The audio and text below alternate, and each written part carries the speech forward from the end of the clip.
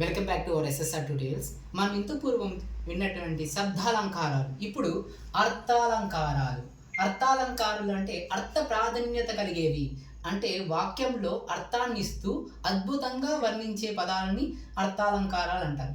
అందులో ప్రధానంగా 8 మనకున్నాయి. అంటే 3వ తరగతి నుండి 10వ తరగతికి దాదాపుగా 8 అలంకారాలు ఉన్నాయి.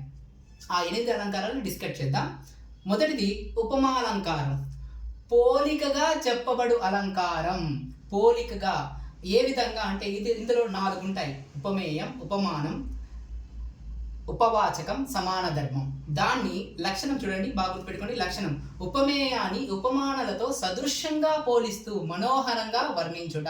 ఇక్కడ పదం మనోహరంగా వర్ణించుట. ఉదాహరణకు, సీత ముఖం పద్మం వలె అందంగా ఉంది. సీత ముఖం పద్మం వలె అందంగా ఉంది. సీత ముఖం అంటే ఉపమేయం, పద్మం అంటే ఉపమానం, వలె అంటే ఉపమావచకం, అందంగా ఉంది సమాన ధర్మం. సీత ముఖం పద్మం వలె అందంగా ఉంది అంటే ఉపమేయాన్ని ఉపమానంతో, ఉపవాచకం అంటే ఈ 2 పదాలని కలిపేది, అంటే ఉపమేయాన్ని వలె అనే ఉపవాచకం ద్వారా సమాన ధర్మం చెప్పేదాన్ని ఏమంటాము? ఉపమాలంకారం అంటాం. ఇందులో ప్రధానంగా నోట్ చేసుకోండి: వలె, పొలే, అలా, లగ, భంగి, అట్లి, కరిణి, రీతి, ఇంకా మొదలైన పదాలు ఉన్నాయి. ఇలాంటి పదాలు ఉపయోగిస్తే గుర్తుగా చెప్పవచ్చు. ఏది అది? ఉపమాలంకారం. సీత ముఖం పద్మం వలె అందంగా ఉంది అంటే ఇక్కడ సీత ముఖాన్ని పద్మంతో వలె పోలిస్తున్నాం. ఎలాగా? ఒక అద్భుతంగా, అంటే ఆమె ముఖం ఒక పద్మం, విరిసిన పద్మం వలె అందంగా ఉంది అని చెప్తున్నాం, అంటే వర్ణిస్తున్నాం. ఈ వర్ణత అంటే ఇక్కడ చెప్పేవాడు ఉపమానాన్ని ఉపమానంతో సదృశ్యంగా పోలుస్తూ మనోహంగా వర్ణించుట. ఈ వర్ణ పదం కలిపి ఏంటంటే ఉపమాలంకారం. ఇక రెండోది ఉత్ప్రేక్ష అలంకారం. ఉత్ప్రేక్ష అంటే ఊహ. ఉత్ప్రేక్ష అంటే ఊహ. ప్రధానంగా ఉండే అలంకారాన్ని ఉత్ప్రేక్ష అలంకారం అంటాం. ఏ విధంగా? లక్షణం చూడండి: ఉపమాన ధర్మం సామాన్యం చేత ఉపమేయాన్ని ఉపమానంగా ఊహించుట. ఇక్కడ గుర్తుపెట్టుకోండి, ఊహించుట. ఉదాహరణకు, ఆ ఏనుగు నడికొండయే అన్నట్లుంది. ఏనుగు అంటే ఆ ఏనుగు వస్తుంటే నడిచే కొండలాగా కనిపిస్తున్నది. అంటే ఇక్కడ ఏనుగు అనేది ఉపమేయం, నడిచే కొండలాగా అంటే నడికొండయే అంటే నడిచే కొండలాగా ఉపమానం. ఇలా ఊహించి చెప్పితే దాని ఉత్ప్రేక్ష అలంకారం అంటాం. ఇంకా రూపక అలంకారం. అభేదంగా చెప్పుబడు అలంకారం అంటాం. అంటే దీని లక్షణం ఏంటంటే ఉపమేయ ఉపమానాలకు అభేదంగా చెప్పడం. ఉదాహరణకు, సంసార సాగరాన్ని ఈదడం మిక్కలి కష్టం. అంటే సంసార సాగరాన్ని ఈదడం అంటే దాన్ని సాధించడం చాలా కష్టమని చెప్పడం. ఇక్కడ సంసారం అనేది ఉపమేయం, సాగరాన్ని అంటే ఉపమానాన్ని అభేదంగా అంటే భేదం లేనట్టుగా చెప్పడాన్ని ఏమంటాం? రూపక అలంకారం అంటాం. ఇక్కడ గుర్తుపెట్టుకొని, చాలా ఇంపార్టెంట్, సింపుల్గా గుర్తుపెట్టుకోవచ్చు రూపక అలంకారాన్ని. సాధారణంగా రూపక సమాసం ఉంటే అది రూపక అలంకారం. ఇక్కడ సంసార సాగరం, సంసార అనేది సాగరం అంటే ఇది ఏ సమాసం వస్తుంది? రూపక సమాసం. అంటే ఏ వాక్యంలో అయితే రూపక సమాసం ఉంటుందో అది ఖచ్చితంగా ఏ అలంకారం అవుతుంది? రూపక అలంకారం అవుతుంది. ఇంకా అతిశయోక్తి అలంకారం. ఇక్కడ అతి అనే పదం ముందే కనిపిస్తుంది. అతి అంటే ఏంటి? అంటే ఎక్కువ. అతిగా చెప్పడం అంటే ఎక్కువగా చెప్పడం. దీని లక్షణం గుర్తుపెట్టుకోండి: ఉన్న విషయాన్ని దానికంటే ఎక్కువగా చేసి చెప్పడం. ఓ రాజా, ఉదాహరణకు, ఓ రాజా, నీ మాటల్లో అమృతం ఉండగా. ఇక్కడ అమృతం ఉండగా. చంద్రునిలో చూస్తారెందుకు అంటే ఇక్కడ చూడండి, ఒక రాజు తను మాట్లాడుతుంటే అమృతం ఉంటుందంట, దాన్ని చంద్రుని ఎందుకు చూస్తారంటే చంద్రుని ఎందుకు చూస్తారు? నువ్వే మాట్లాడుతుంటే అందంగా ఉంటుంది. పై ఉదాహరణలో రాజు మాటలను అమృతంతో పోల్చాడు, కానీ కింద మాటల్లో చంద్రుడితో చూస్తారని, చంద్రుడిలో అమృతం ఉంది అని మనం సాధారణంగా అంటాం. కానీ ఇక్కడ ఇది చాలా సింపుల్. ఇంకా కొంత ఎగ్జాంపుల్గా చెప్పవచ్చు: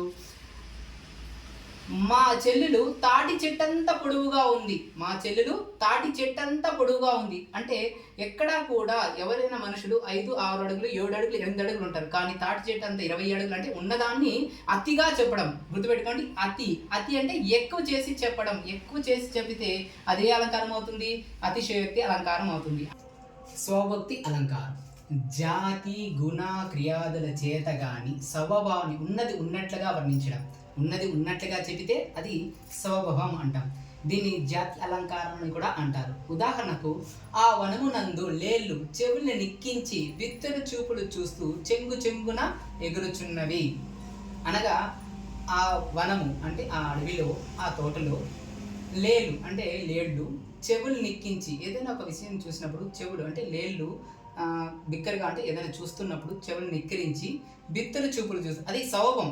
లేళ్ళ యొక్క సౌభం అంటే ఏదైనా ఒక శబ్దం వినినా కానీ ఏదైనా ఒక దృశ్యం చూసినా కానీ అవి తనని గమనిస్తూ చెంగు చెంగున ఎగురుచున్నవి అంటే స్వభావం చేత చెప్తుంది కాబట్టి దీని ఏమంటాం స్వభుక్తి అలంకారం అంటాం. ఇక్కడ బాగా గుర్తుపెట్టుకోవాల్సింది దాని యొక్క స్వభావం అంటే అది దాని జాతిని ఎలా అయితే వర్ణిస్తుందో ఆ విధంగా చెబితే స్వభుక్తి అలంకారం.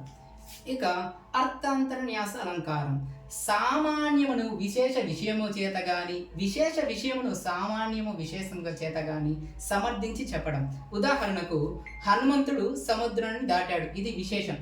ఏంటి? హనుమంతుడు సముద్రాన్ని దాటాడు, లంకకు వెళ్ళడానికి సముద్రాన్ని దాటాడు హనుమంతుడు. ఇక్కడ మహాత్ములకు సాధ్యం కానిది లేదు కదా. మొదటి వాక్యం ఏమని చెప్తుంది? విశేషంగా చెప్తుంది, అంటే హనుమంతుడు సముద్రాన్ని దాటాడు. ఇక్కడ రెండో వాక్యం ఏంది? మహాత్ములకు సాధ్యం కానిది లేదు కదా, ఇది సామాన్యం. ఇలాంటి అంటే ఉదాహరణకు పూలల్లో దారం ఏ విధంగా ఉంటుందంటే పూలను మనం దేవునికి అలంకరించినప్పుడు ఆ పూల దారంతో పాటు దారం కూడా అలంకరించబడుతుంది. అదేవిధంగా మంచి వాళ్ళతో ఉన్నప్పుడు అలుపులకు కూడా లబ్ధి పొందుతారు అనే ఉదాహరణ కూడా మనం తీసుకోవచ్చు. ఇటువంటి అలంకారానికి ప్రసిద్ధి ఎవరు అంటే శ్రీనాథుడు. ఈ అలంకారాన్ని అద్భుతంగా వర్ణించిన వ్యక్తి ఎవరు అంటే శ్రీనాథుడు. అర్థంతర అలంకారానికి ఎక్కువగా పాటుపడిన వ్యక్తి ఎవరంటే శ్రీనాథుడు అని చెప్పవచ్చు. శ్లేష అలంకారం నానా అర్థాలను కలిగి ఉండే అలంకారాన్ని శ్లేష. నానా అర్థాలు అంటే దీని యొక్క లక్షణం చూడండి, ఒక పదానికి వేరు వేరు అర్థాలు రావడాన్ని శ్లేషం అంటాం. శ్లేషం అంటే వేరు వేరు పదాలు. ఉదాహరణకు మానవ జీవనం సుకుమారం, మానవ జీవనం సుకుమారం. ఇక్కడ దీనిని కొంచెం విరామం ఇస్తే అంటే మా నవజీవనం సుకుమారం. ఈ రెండు పదాలు ఒక పక్కనే ఉంటాయి చూడండి. మానవ జీవనం సుకుమారం, మా నవజీవన సుకుమారం. ఇలా వేరు వేరు అర్థాలను పదిస్తే దాన్ని ఏమంటాము? శ్లేషాలంకారం అంటాం. మరో ఉదాహరణ కూడా చూడండి. మామిడి ఆకులు తెచ్చివ్వండి. మొదటిలో మామిడి ఆకులు అంటే మామిడి చెట్టు ఆకులు. రెండో దాంట్లో మా విడాకులు అంటే మా యొక్క విడాకులు తెచ్చివ్వండి. ఇలా రెండు వేరు వేరు అర్థాలు ఇచ్చే అలంకారం ఏమంటాం? శ్లేషాలంకారం. ఇక లాస్ట్ చివరిది అంటే ఇక్కడ గుర్తుపెట్టుకోండి, 3వ తరగతి నుండి 10వ తరగతిలో వచ్చేటువంటి అలంకారాలు మాత్రమే.